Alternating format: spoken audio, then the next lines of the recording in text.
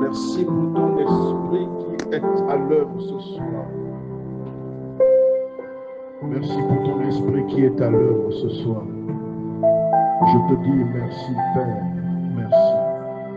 Merci d'ouvrir l'intelligence de chacun de tes enfants afin qu'ils soient aptes à saisir ta pensée, celle que tu auras à leur partager dans ce message ce soir. Merci pour ton onction qui vient sur moi, Père, qui me donne de l'assurance, la hardiesse, l'habileté pour communiquer, Père, cette pensée que tu déposeras par ton esprit dans mon cœur. Merci pour ton esprit. Merci parce que je sais que tu nous exauces. Au nom de Jésus. Amen. Est-ce qu'on va acclamer pour notre Seigneur?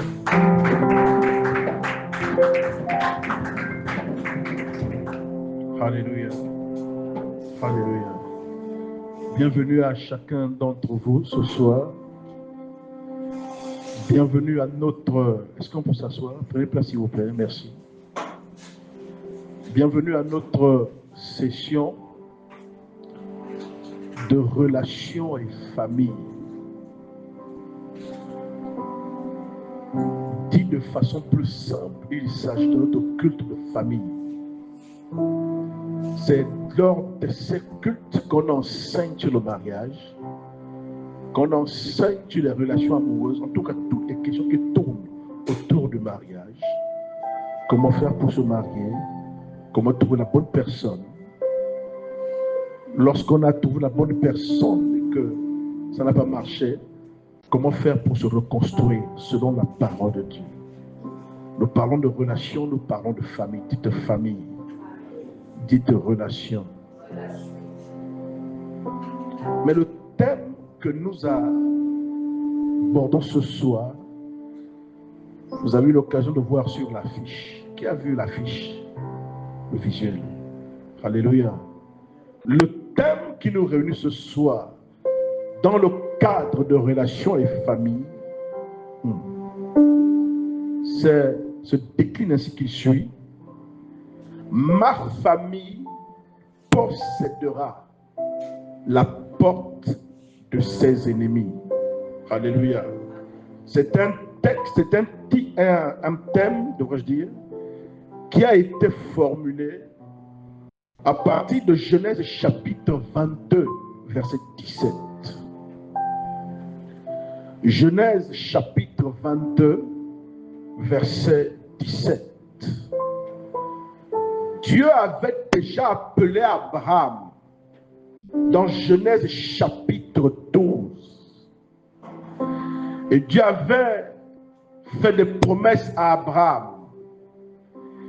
Et Dieu avait dit à Abraham ce qui suit, Genèse chapitre 12, à partir du verset 3. Il a dit, je bénirai ceux qui te béniront.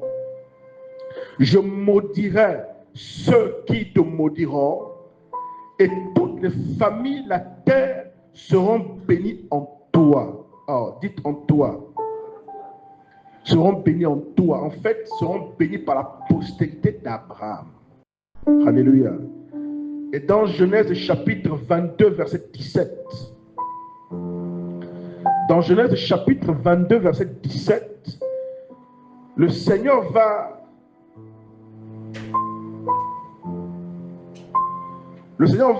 rappeler, comme si le Seigneur va rafraîchir la mémoire d'Abraham. Genèse chapitre 22, verset 17, la Bible dit que je te bénirai et je multiplierai ta postérité comme les étoiles du ciel et comme le sable qui est sur le bord de la mer. Et ta postérité possédera la porte de ses ennemis. Bien, si je veux qu'on travaille ensemble aujourd'hui, il faut rester concentré. Alléluia. Alléluia. Donc c'est Dieu qui fait la promesse à Abraham que ta postérité, donc ta descendance, ceux qui vont sortir de toi, ils vont posséder la porte de leurs ennemis. Et j'ai déjà expliqué le concept de porte. Alléluia. Je ne vais pas revenir dessus. C'est simplement que la descendance d'Abraham devait avoir la supériorité.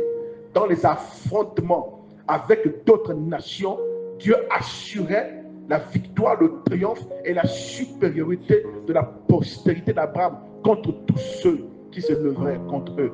D'ailleurs, il y a ce texte qui dit, où le Seigneur s'est adressant au peuple d'Israël, dit, nul ne tiendra devant toi tant que tu vivras. Alléluia. Alléluia. Dites, ma famille doit posséder la porte de ses ennemis. Oh, donc ça veut dire que nos familles doivent entrer dans ce plan que Dieu avait planifié. Permettez ce jeu de mots pour Abraham. Alléluia. Que ma famille doit posséder la porte de ses ennemis. Mais le problème avec la porte des ennemis, c'est que nous sommes parfois beaucoup trop intéressés à vouloir posséder la porte des ennemis, mais la porte de ta propre maison, les portes de ta propre famille ne sont pas gardées. Rappelez-vous que mercredi, dans l'école de prière, nous avons parlé de cela. Que l'Église devait posséder la porte des ennemis.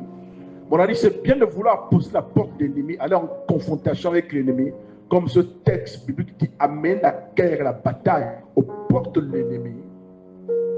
C'est bien de vouloir posséder la porte de l'ennemi, mais est-ce que tes propres portes sont bien gardées? Donc ce soir, ce que j'aimerais que l'on voie, c'est avant de parler, avant de vouloir s'engager, envoyer le feu chez l'ennemi. Oh, celui qui retient ma famille. Parce que quand on parle de posséder la porte de ses ennemis, certains d'entre nous sont venus ce soir ici avec la volonté d'envoyer le feu aux sorciers de la famille, aux hôtels de la famille, aux vampires qui rôdent autour de ma maison. Ah, certains sont venus chauds. Mon fils Tanguy qui a dit que ce soir, c'est ce soir. Ah, dites, ils vont sentir. Certains sont venus ici pour chauffer la salle. Hein? Mon fils Giovanni, quand on va envoyer le feu, quand on va détruire l'ennemi qui attaque ma famille, quand tu regardes ta famille, tu as pitié. Quand tu regardes la famille des autres, tu as l'impression qu'il y a quelque chose qui ne va pas. Et quand tu vois un thème comme ça, tu dis, hey, ça c'est le genre de thème qu'il me fallait. Ce soir, c'est moi. Ah. Mais j'aimerais dire qu'avant de s'en prendre aux portes de l'ennemi, il y a un préalable. Est-ce que les portes, les tiennes, les portes de ta propre famille sont bien tenues? Alléluia. Sinon, on ressemblerait à une équipe de football qui est pressée d'aller marquer. Même le gardien est sorti des cages pour aller marquer. Et derrière, les cages sont restées vides. Et lorsque l'équipe adverse contre-attaque, le gardien va courir comme un fou pour essayer de rattraper, mais parfois trop tard. Dites trop tard. J'aimerais donc que ce soir, on traite la question des portes de nos propres familles. De comprendre quelles sont les portes, hein, mon fils, d'accès à ta famille. Parce que chacune de nos familles dispose de portes d'accès. Dites portes d'accès. Il faut donc comprendre quelles sont ces portes, comment elles fonctionnent, comment faire pour bien les garder, les maintenir fermées. Veillez d'abord sur nos portes, qu'elles ne soient pas là ouvertes pour laisser entrer l'ennemi. Quand on aura déjà réalisé ce préalable, accompli ce préalable, on peut attaquer la porte de l'ennemi. Alléluia. Dit-on, veille d'abord sur nos portes. Avant de penser à conquérir les portes de l'ennemi. Hein, Michel, c'est pas un bon projet comme ça. Alléluia. Alléluia. Mais lorsqu'on parle de la famille, de famille, ce que j'aime avec la définition, quand on regarde la définition de la famille sur le plan sociologique, sur le plan juridique, lorsqu'ils définissent la famille, ils prennent en compte deux notions. Dites deux notions. Et moi, ça m'a surpris quand j'ai découvert ça. Dites, ça m'a surpris. Deux notions qui sont prises en compte pour définir la famille sur le plan juridique et sociologique. La première notion, c'est le lien de mariage ou le lien matrimonial qui unit un homme et une femme. Première notion. Ou la deuxième notion, le lien de parenté par rapport aux ascendants et aux descendants. Ça veut dire que lorsqu'on parle de famille, il ne s'agit pas d'étudiants qui se sont retrouvés à Libreville et qui, pour avoir un loyer qui leur vient moins cher, se sont mis à trois pour prendre une maison ensemble et payer le loyer ensemble. Non, dis ça, ce n'est pas une famille. Au quartier, on appelle ça une famille. La définition rigoureuse sociologique, ce n'est pas une famille. Ça, au niveau économique, c'est un ménage. Des personnes qui vivent ensemble sous le même toit. Ça, c'est un ménage. S'il n'y a pas de lien de parenté ascendant-descendant et il n'y a pas un lien matrimonial, un lien de mariage, il n'y a pas famille. Donc, famille, des personnes qui vivent ensemble sous le même toit, lien matrimonial, donc union d'un homme et une femme pour le mariage, avec ou sans enfant. Donc, dites le couple. Ce que j'aime avec cette définition, c'est que la définition ramène la famille d'abord au couple. Dites le couple. Et je suis d'accord avec eux. Parce que même Dieu qui a créé la famille n'a pas d'abord créé les enfants. N'a pas d'abord créé les tantes, les oncles. Il a créé Adam, il a créé Ève, dites famille. Donc lorsqu'on parle de la famille, il est donc intéressant d'abord de se concentrer sur le socle de la famille. Dites le couple, dites le mariage, dites le foyer. Je sais que dans la salle aujourd'hui, il y a certains qui sont célibataires. Mon fils est juvénile, papa. Moi, c'était dans 20 ans, hein, pas pour l'instant. Mitch. Ah, Mitch dit qu'il est occupé, il montre le... Alors, Mitch, il est fils le jour du célibat. Lui montre sa côte. Il dit, ah non, moi je suis là. Alléluia. Alléluia. Alléluia. Dites famille. Dites couple. Dites foyer. On va donc s'intéresser aux portes qui donnent accès à ton foyer. Certaines choses s'opèrent, certaines choses se trament dans ton foyer, dans ta maison, sur ton toit. Parfois, tu vois des manifestations bizarres, bizarres. C'est parce que tu ne sais pas que ce foyer a des portes d'accès. Et comme tu ignores ces portes, tu ne sais pas comment les fermer ou comment veiller sur ces portes. L'ennemi profite et tire profit de ton ignorance pour venir s'aimer ce qu'il vient s'aimer. Ah, ça s'arrête ce soir. Alléluia. Alléluia. La première porte, qui est pour moi une porte majeure d'accès à un foyer, donc à une famille, on va dire famille nucléaire. La première porte, c'est quoi? Avant de vous donner cette porte, j'aimerais dire que lorsqu'on parle de couple, lorsqu'on parle de foyer, ce que j'aime avec la définition, en fait, c'est pas une définition que j'ai prise sur Internet, mais oui, dans un dictionnaire, mais je la tiens d'un même mentor. Dites le foyer. Dites le foyer. Enfin, lorsqu'on parle du foyer, le foyer c'est quoi? Dites ambiance. Dites ambiance. Dites environnement. Dites atmosphère. En fait, le foyer, ce n'est pas tant les meubles, la belle peinture, la belle déco que tu as faite, la belle maison que tu regardes et tu dis, oh Dieu, je te bénis pour la grâce que tu m'as faite d'avoir cette maison. Ce n'est pas d'abord ça, mais l'atmosphère et l'ambiance qui prévaut dans cet environnement où vous vivez ensemble en tant que couple. Dites foyer, dites ambiance. La première porte d'accès que j'aimerais que l'on aborde ce soir, d'accès à un couple, à une maison familiale où vivent un homme et une femme avec ou sans enfants, c'est l'atmosphère qui prévaut dans leur couple. Dites atmosphère. Ah, dites atmosphère. Il y a quelque temps, j'ai parlé avec un de mes fils, je ne veux pas dire de qui il s'agit, j'ai commencé à lui montrer certaines choses dans les Écritures. En fait, il est resté là assis à se dire, oh, mais en fait, c'est les choses qu'on doit nous enseigner depuis. Et je lui ai dit, en réalité, ça, c'est des choses qu'on enseigne aux bébés. Parce que quand vous lisez dans Hébreux chapitre 6, verset 1, l'apôtre Paul parle de poser le fondement des choses qui concernent la vie chrétienne. Et dans ce fondement, il parle de certaines choses. Quand vous lisez ces choses, vous êtes étonné parce que, oh, donc en réalité, ces choses-là, par exemple la sanctification, on vous dit que ça, ce n'est pas le message qu'on prêche aux adultes au Seigneur. Ça, c'est des choses quand tu viens d'accepter Jésus. Hein? Quand on t'enseigne la sanctification et tu as compris mon faux doute. Mais toi, 35 ans dans le Seigneur, on parle encore de sanctification. 15 ans, 20 ans, on parle encore de la colère qui t'a. Ah, c'est pas normal. C'est pas normal. La première porte d'accès à un foyer, à un couple, dites l'atmosphère. L'atmosphère qui prévaut dans ta maison.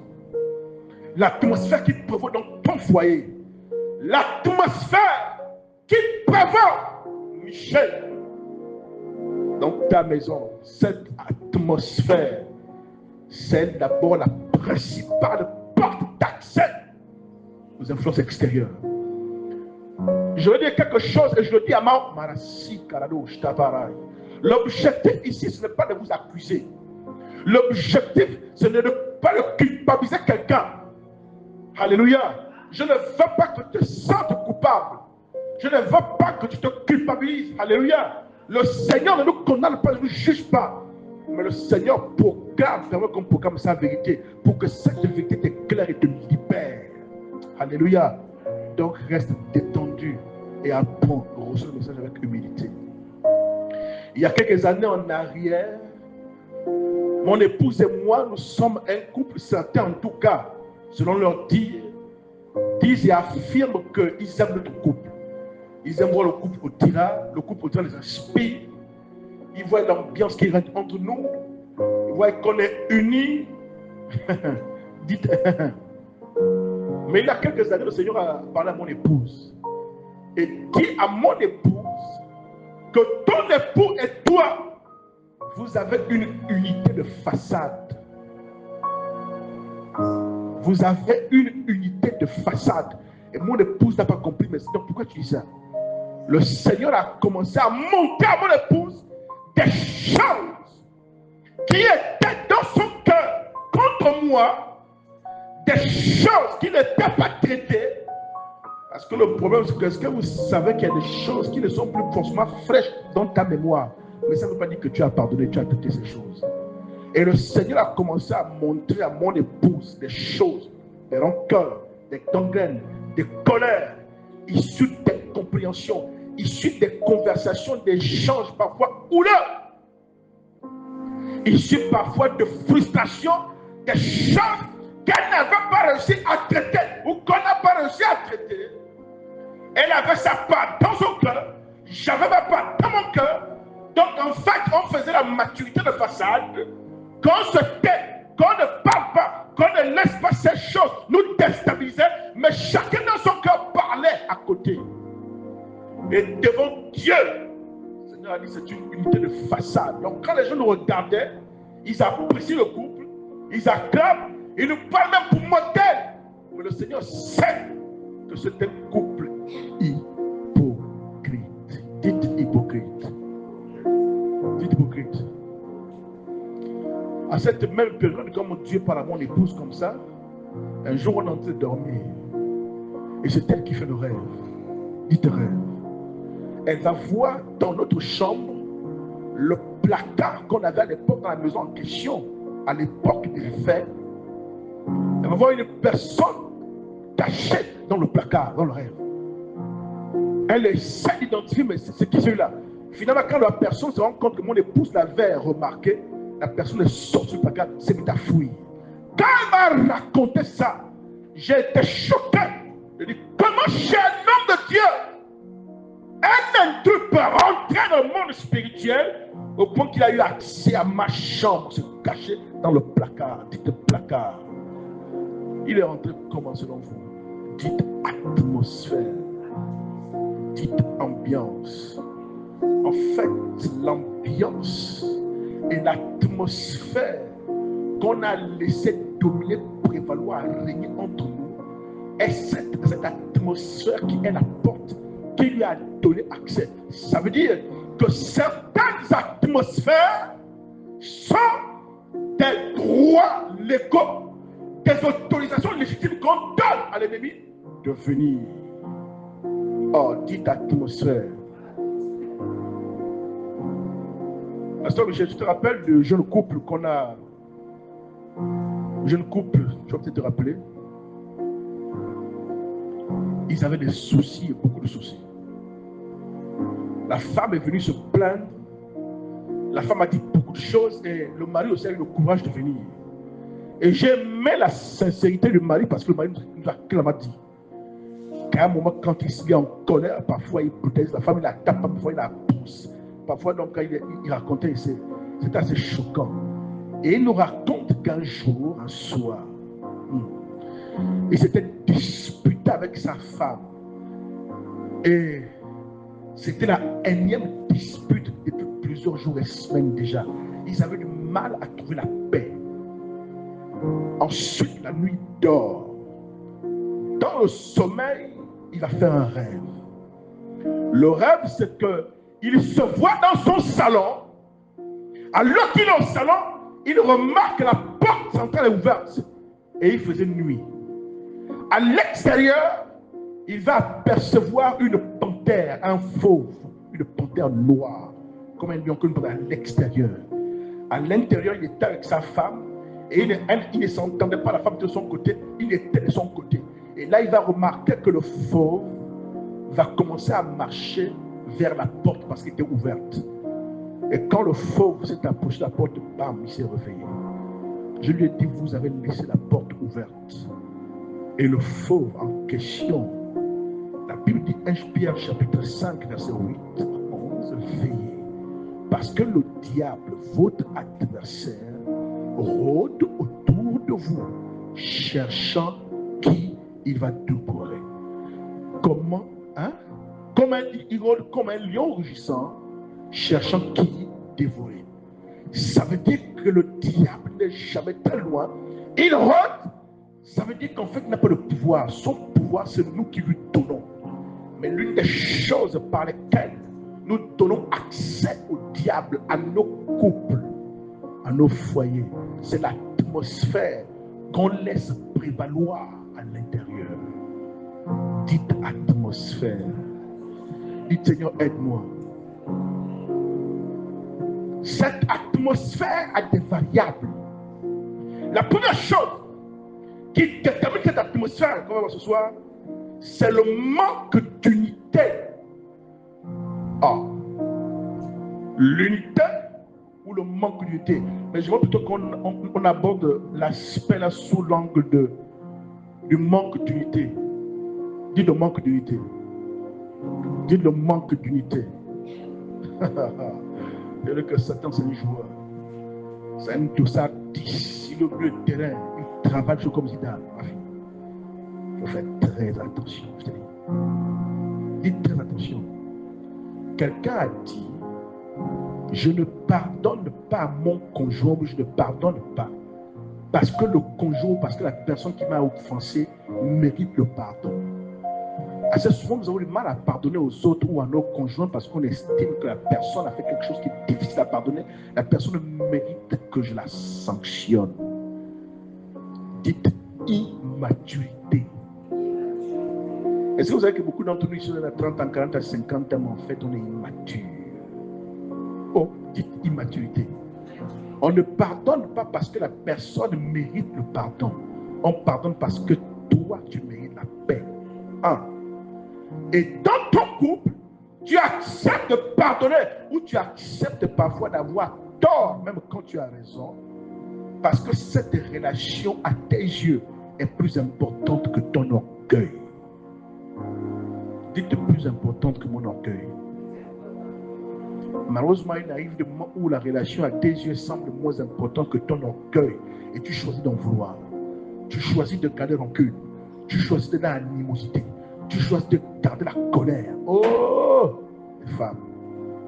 Elles se taisent, tu penses que pour me régler. Mais ce n'est pas réglé chez elles. Dites cela. Dites cela. Ça tourne. Elle te fait même à manger, mais c'est là. Dites cela. Oh, dites cela. Vous suivez même la télé, Tanguy. Un beau film. Toi, tu as même déjà oublié. Oh, je me permets de raconter ce que sont les serviteurs de Dieu, mais maman me raconte que. Elle me raconte qu'au début, avec mon père, ils avaient parfois des scènes de ménage là incroyables. Ils n'étaient pas encore convertis. Ils se battaient tout le temps. Ça, c'est l'une des choses qui m'a donné la preuve que mon père a vraiment accepté Jésus. Parce que depuis que mon père a accepté Jésus jusqu'à maintenant, il n'a plus jamais tapé sa femme. Plus jamais. Avant qu'il ne se convertisse, c'était des bagarres tout le temps. Parfois, c'était des bagarres bizarres ou même c'est les voisins qui viennent la taper. J'étais encore tout petit, j'ai les images. On voulait toujours les taper. Parfois, on se réveille le matin dans la chambre là-bas. Bagarre. Mais depuis que mon boss a accepté Jésus, je vous dis jusqu'aujourd'hui, plus jamais ce n'est arrivé. J'ai eu la preuve que celui-là, il n'a vraiment accepté Jésus. Mais l'image que j'ai de mon père avoir avec sa femme, jusqu'à maintenant, chaque fois qu'ils ont eu des problèmes, chaque fois qu'ils ont été fâchés, chaque fois qu'ils étaient en colère, après je les ai entendus dans la chambre à deux, agenouillés, en train de prier, pleurer, Dieu, demander pardon à eux et demander pardon à Dieu. Combien de couples ici on a prié ensemble? Combien de couples ici ont des moments comme ça où ils se regardent et se demandent pardon? Dites atmosphère. N'oubliez pas le point. La porte principale qui permet de donner accès à l'ennemi, c'est la nature de l'atmosphère qui prévaut dans ta maison. Et cette atmosphère est déstabilisée, polluée par une variable, le manque d'unité. Et le diable réussit à mettre le manque d'unité par quoi? Par les frustrations, par les colères, par les rancœurs, par des offenses, des choses que tu refuses de pardonner. Tu refuses de dépasser. Des choses que tu gardes dans une partie secrète de ton cœur qui est comme un jardin secret pour toi. Et tu l'as toujours en permanence en train de traiter ces choses. On te voit souriante, on te voit riant, on te voit battant les mains, on te voit même chantant ou prêchant comme je suis. Mais tu as des dossiers en permanence en train de l'intérieur. Parce qu'en fait, tu n'as pas réussi à pardonner, réussi à oublier. Tu es en train de chercher la solution à, dites, un cœur pollué qui pollue l'atmosphère de la maison. Oh, qui pollue l'atmosphère spirituelle de la maison.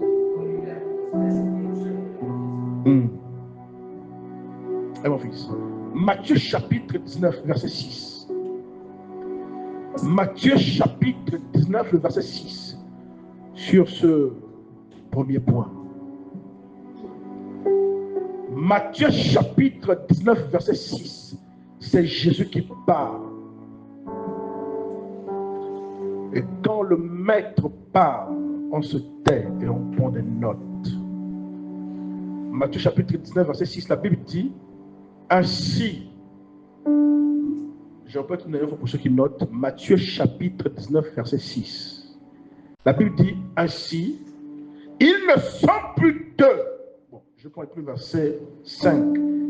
Et qu'il dit, c'est pourquoi l'homme quittera son père et sa mère et s'attachera à sa femme. Papa, je veux t'entendre. Même pour le volume, je veux t'entendre.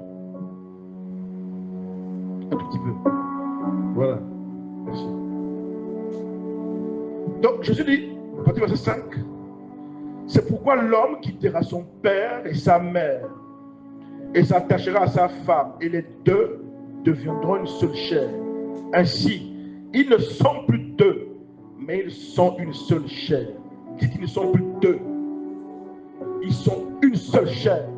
Ça veut dire que Dieu, dans son plan, quand il crée le concept et la notion de couple, quand il crée, ma fille, la notion de couple, pour lui, la notion de couple tient sur un fondement essentiel, l'unité. Il ils sont un.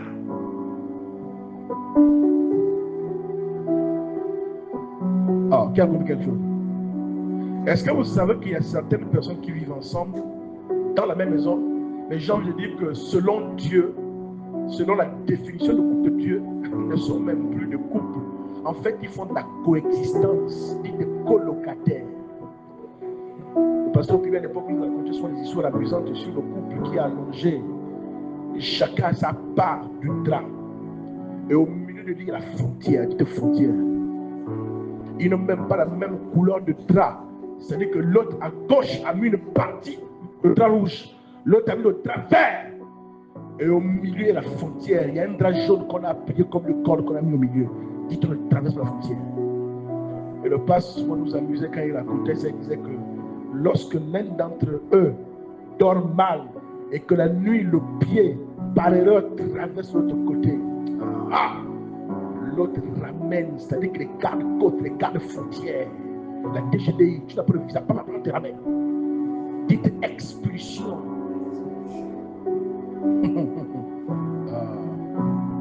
Ma fille, l'unité dans le couple.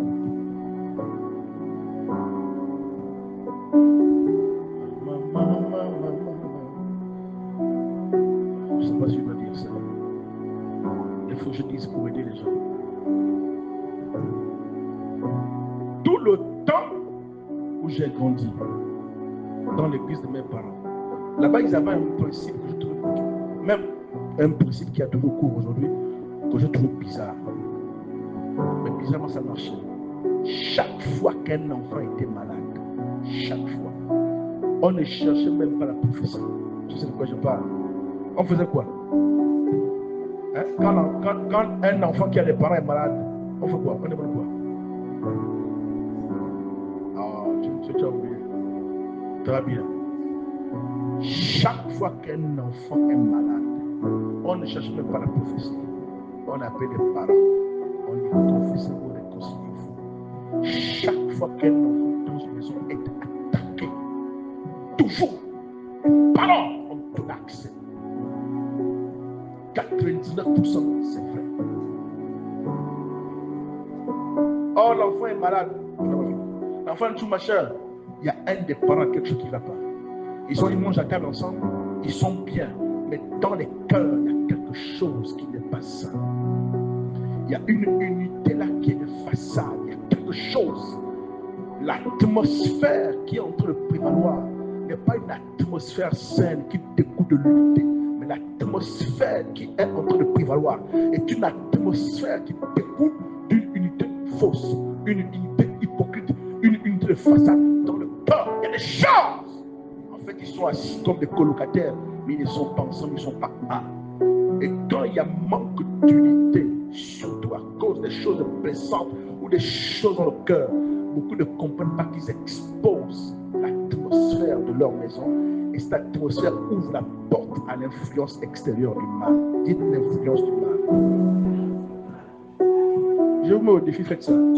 Si vous vivez en couple et que l'enfant est malade, vous comprenez? Faites ça. Appelez votre mari ou appelez votre femme. Asseyez-vous. Discutez sincèrement. En tout cas, sûr que ton enfant vit, toi-même discute sincèrement. Ce que tu as caché dans ton cœur, pleure, sors ça. Réconciliez-vous, je vous dis. Parlez sincèrement et sérieusement. Invoquez Dieu. Vous serez surpris le matin, l'enfant va courir en train de marcher. C'est bien de vouloir que ta famille, sous-entendu ton couple, ton foyer puisse posséder la porte des ennemis, posséder la porte justement des sorciers, posséder la porte de tous ceux qui en veulent à ta stabilité. Mais est-ce que tu es conscient que cette famille que Dieu t'a donnée a des portes d'accès elles-mêmes sur lesquelles tu dois veiller? Et l'une des portes d'accès, c'est l'atmosphère et l'ambiance qui prévaut dans cette maison, dans ce foyer, dans ce couple. Et cette atmosphère peut être affectée négativement par ce qui est dans vos cœurs. Ce qui est dans vos cœurs. Apprenez à garder vos cœurs purs. Dites purs. Apprenez à pardonner. La Bible dit dans Éphésiens chapitre 4, verset 27 que lorsque vous vous mettez en colère, ne péchez pas. Mais surtout que le soleil ne se couche pas sur votre colère. À qui tu t'es fâché à midi parce que tu as préparé ton garni qui a trop le sel. Ça, parfois tu n'as même pas parlé de parler. Il te parlait. Parfois tu n'as même pas répondu. Mais tu es resté avec ça. Regarde-moi un type comme ça là. Je me fatigue à préparer ici. Je me fatigue à le nourrir. Et tout ce qu'il doit dire, c'est même pas d'apprécier mes efforts. Il s'arrête sur un détail comme le sel. Or, il ne sait pas que la journée, j'ai fait la lessive. J'étais fatigué et ça justifie. Est-ce que d'habitude, quand j'ai préparé, il voit que c'est gaspillé, c'est mal comme ça. Il va comprendre que tout ça, tu entends ça où dans ton cœur. Et après, ça reste comme une tache dans une partie de ton cœur. Tu te tâches. Et tu te bats dans ta maison. Tu te bats dans ta maison avec des taches dans ton cœur qui attristent l'esprit. C'est pas ce que la Bible dit. Éphésiens chapitre 4, verset 30. La Bible dit quoi? N'attristez pas le Saint-Esprit. Et ce que j'aime, c'est que quand la Bible parle de n'attristez pas le Saint-Esprit, verset 30, cela fait suite déjà à ce qu'il dit à Éphésiens 4, verset 27. Hein? Verset 26. Ah, donc dans la Bible, c'est verset 26. Éphésiens chapitre 4, on va lire s'il vous plaît. Éphésiens chapitre 4, rapidement. Éphésiens chapitre 4.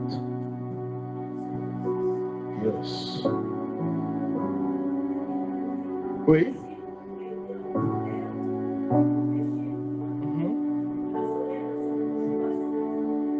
Exact. Non, c'est bon. Éphésiens chapitre 4, verset 26. Si vous vous mettez en colère, ne péchez point, et que le soleil ne se couche pas sur votre colère. Alléluia. Mais depuis que tu t'es fâché, tu dors avec la colère. Dis, tu dors avec la colère.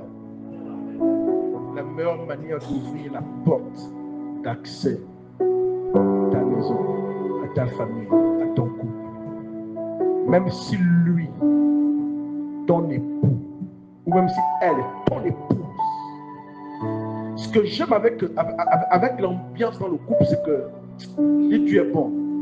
Dis que tu es bon. Ce que j'aime avec l'ambiance dans le couple, c'est que dans le texte de 1 Corinthiens chapitre 7, M. Okwe, à partir du verset 14, verset 15, quand la Bible dit que lorsque tu vis avec un conjoint qui ne connaît pas Dieu, qui est incroyant, c'est vrai que souvent la question se pose, Michel, déjà à savoir, mais si tu es chrétien, comment tu as fait pour avoir un conjoint qui est incroyant? Bon, la possibilité que nous acceptons pour la plupart, c'est de se dire que les deux au départ étaient incroyants. Et certainement que l'un des conjoints s'est converti avant. Et la Bible dit, si tu es converti et que tu as un conjoint, un époux, une épouse qui est incroyant ou incroyante, la Bible dit, ta prière le sanctifie. Dis le sanctifie. Dis le sanctifie. J'aime ça. Je prends ce texte hors contexte pour montrer donc que s'il y a deux, ça ne va pas. S'il y a deux, il y a de la frustration. Donc j'ai l'impression qu'il suffit qu'une seule personne comprenne. Oublie l'offense, prie, se sanctifie, crie à Dieu. Cette prière est capable de sanctifier le Seigneur à la maison. Parce qu'il arrive parfois que les deux ne soient pas au même niveau de maturité. Quand tu veux que l'autre s'assied pour qu'on discute, le gars refuse. Ce serait donc injuste pour Dieu de permettre que cette famille souffre comme ça à cause d'un tête de personnes. Alors que là, il y a une personne qui comprend ce qu'il faut faire. Alléluia. Oh, dites-moi seul, je peux tenir l'atmosphère.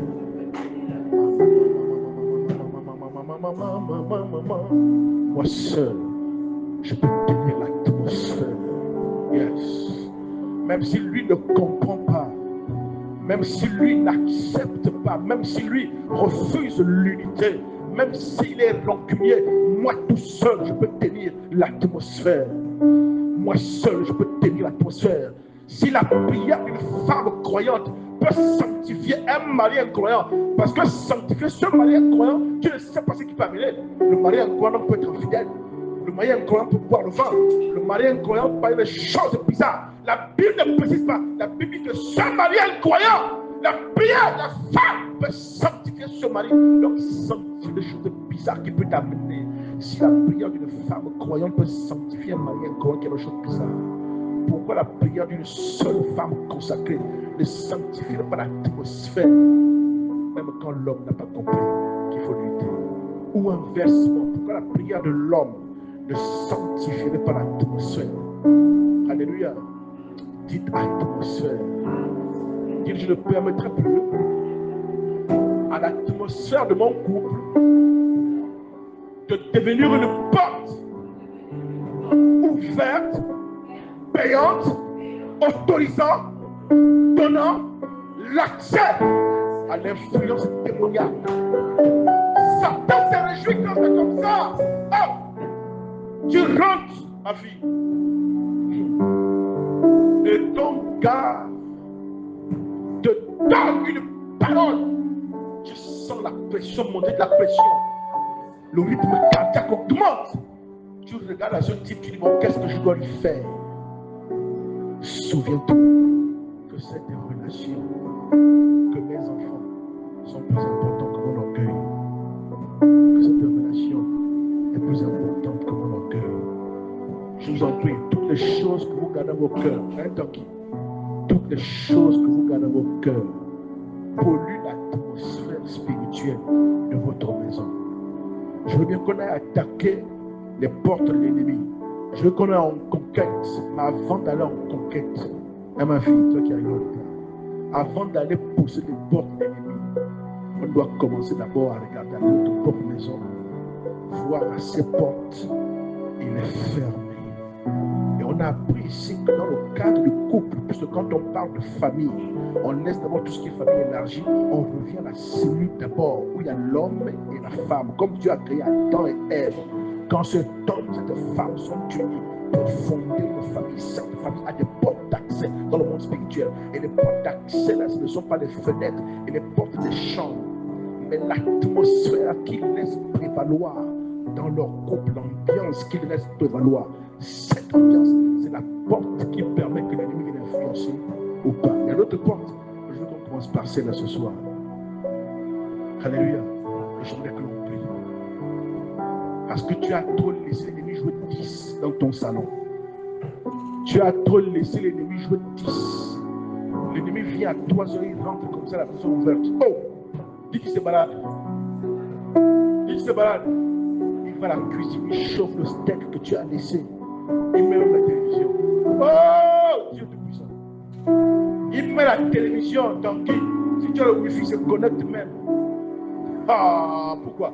Parce que tu as allongé le cœur en train de fumer, le cœur en train de brûler de colère, de rancœur, de haine contre ton épouse. Oh, dites Seigneur, pardonne-moi. Dites Seigneur, pardonne-moi. Dites Seigneur, pardonne-moi. Dites Seigneur, pardonne-moi. Oh oui. Oui, je sais. Prie, s'il te plaît.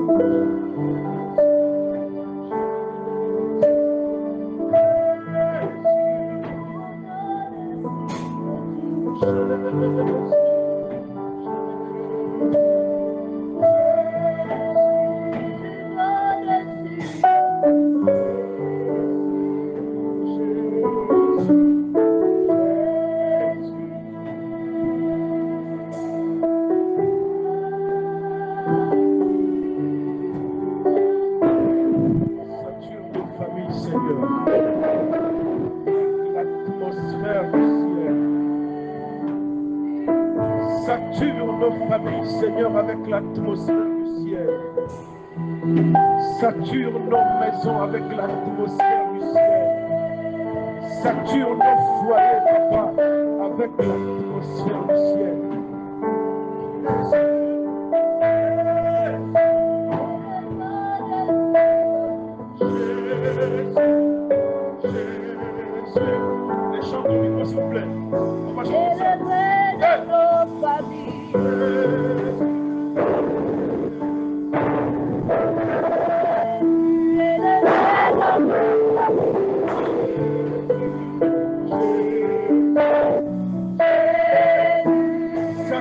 l'atmosphère de nos familles, Seigneur.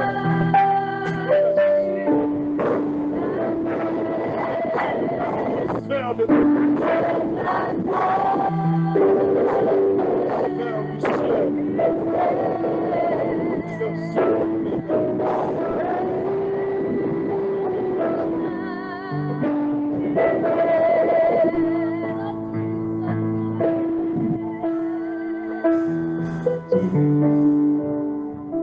Seigneur, merci. Merci pour tes enfants, Père. Merci, Père, pour ceux qui ont écouté, Père. Que ce que j'ai dit, qui ne venait pas de toi, soit arraché de leur cœur. Mais que la semence qui a été inspirée par toi et qui est tombée dans leur cœur, Père, arrose, Père, s'il te plaît, qu'elle germe et qu'elle produise de fruits, Papa. Nous te le demandons, Père, que l'atmosphère de nos maisons, l'atmosphère de nos familles, l'atmosphère de nos foyers, Père, soit saturée par l'ambiance qui règne au ciel, oh yes. Masarado, Chaparabi, Kerebrade. Que ce soit ceux qui sont venus avec la colère, ceux qui sont venus avec la haine, ceux qui sont venus avec la rancœur, ceux qui sont venus avec les épines dans le cœur, s'il te plaît, ôte ces choses de nos cœurs. Permets, Papa, permets que nos maisons, que nos foyers, que nos familles soient saturés par l'atmosphère du ciel. Nous disons merci, Papa. Merci, Père. Merci, Papa. Parce que nous croyons que tu nous aimes. Au nom de Jésus. Amen.